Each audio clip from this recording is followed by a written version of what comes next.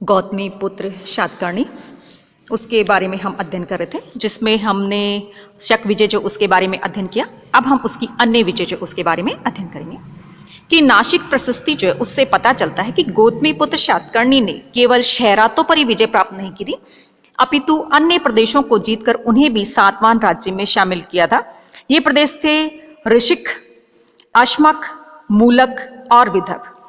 इसके अलावा साम्राज्य विस्तार कि इन सभी विजयों के परिणाम स्वरूप गौतमी पुत्र शातकर्णी के समय में सातवां राज्य दक्षिण में कृष्णा नदी से लेकर उत्तर में सौराष्ट्र एवं मालवा तक और पूर्व में विदर्भ से लेकर पश्चिम में कोंकण तक फैल गया था।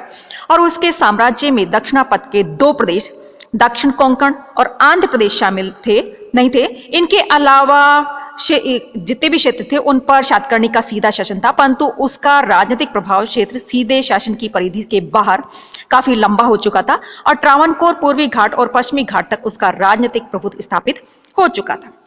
इसके अलावा उसकी पराजय कि अपनी मृत्यु के कुछ दिनों पूर्व गौतमीपुत्र शातकर्णी को शकों के हाथों पराजित होना पड़ा शायद।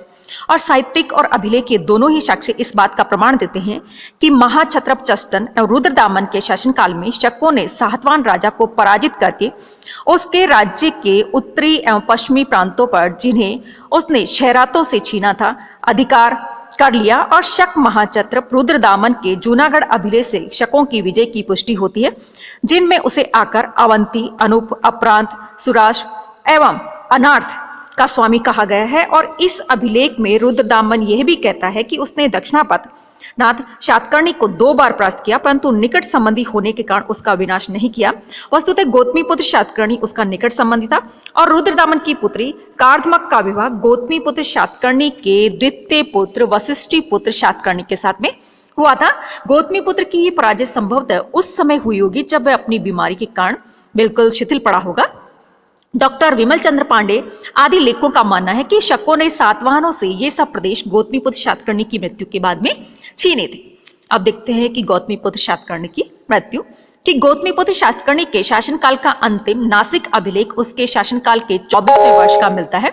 और इस अभिलेख में उसकी माता के लिए महादेवी और राजमाता पदों का प्रयोग किया है और शातकर्णी के लिए जीवसुता का प्रयोग किया गया है, जिसका अर्थ है जीवित पुत्र। और विद्वानों का मानना है कि इसका यह अर्थ लिया जाना चाहिए कि अभिलेख उत्कीर्ण किए जाने के समय पुत्र आसन मृत्यु था और संभवतः उसके बाद शीघ्र ही उसकी मृत्यु भी हो गई थी।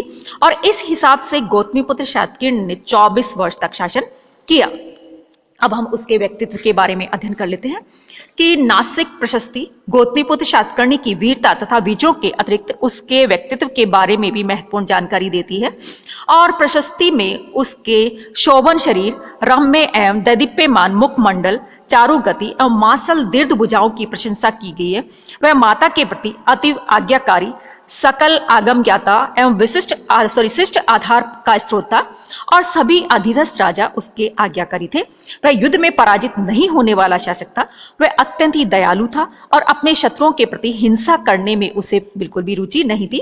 वह प्रजा से न्याय सम्मत कर लेने वाला था और प्रजा के सुख में ज्यादा से ज्यादा बढ़ावा देना तथा दुख में सहानुभूति रखने वाला शासक था और समाज का कर्ता था। वह अद्वितीय धनुर्धर, अद्वितीय योद्धा, अति कौशल संपन्न और ब्राह्मणों का एकमात्र संरक्षक था। उसने क्षत्रियों के दंभ और मान का मर्दन किया और ब्राह्मणों के साथ साथ कृषकों एवं व्यापारियों या हीन परिवार वालों के हितों की वृद्धि की तथा समाज में वर्ण संकरता का विनाश किया। और उसने ब्राह्मण धर्म की वर्ण व्यवस्था को पुनः स्थापित करने का प्रयास किया, परंतु इसका अर्थ यह नहीं है कि वह शूद्र जातियों के प्रति असहिष्णु था। वह उनकी भलाई के लिए भी सदा प्रयत्नशील रहता था। इसके अलावा सह शासन, कुछ विद्वान ये मानते हैं कि विशिष्ट सर R.G. भंडारकर ने यह मत व्यक्त किया है कि गौतमीपुत्र शातकर्णी और उसके पुत्र वशिष्ठी पुत्र पुलभावी दोनों ने कुछ समय तक साथ साथ राज्य किया था।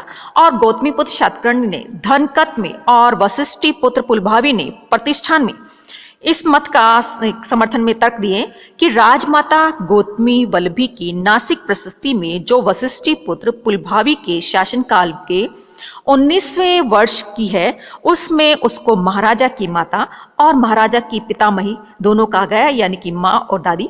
और ऐसा तभी संभव है जबकि दोनों का एक साथ शासन हो, और तब वह एक ही माता और दूसरे की पितामही कही जा सकती है। और यदि माना जाए कि अभिलेख के समय से पूर्व ही गौतमी पुत्र की मृत्यु हो चुकी थी, तो पुलभावी अकेला शासन कर रहा था, और ऐसी स्थिति में गौतमी पुत्र की उपलब्धियों के साथ साथ शासनरत पुलभावी की उपलब्धियों का भी उल्लेख होना चाहिए, परंतु उसके बारे में अभिलेख मौन है।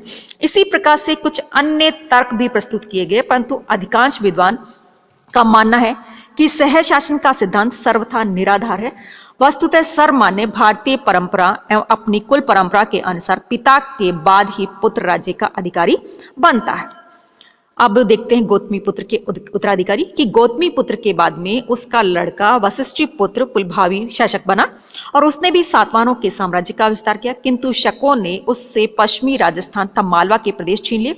और उसके बाद उसका भाई वशिष्ठ पुत्र शिवश्री सातकर्णी शासक बना, लेकिन सातवाहनों का अंतिम प्रतापी शासक यज्ञश्री सातकर्णी था, और उसने शकों से उत्तरी व कोंकण जीतकर अपने राज्य का विस्तार किया। और यज्ञश्री के बाद विजय चंद्रश्री तथा पुलभावी द्वितीय शासक बने, किंतु उनकी अयोग्यता के कारण इक्ष्वाकु, अमीर तथा पल्लव लोगों ने सातवाहन साम्राज्य के विभिन्न भागों पर अपना अधिकार करना प्रारंभ किया, और तीसरी शताब्दी के पूर्वार्ध में सातवाहनों की केंद्रीय शक्ति समाप्त हो गई थी।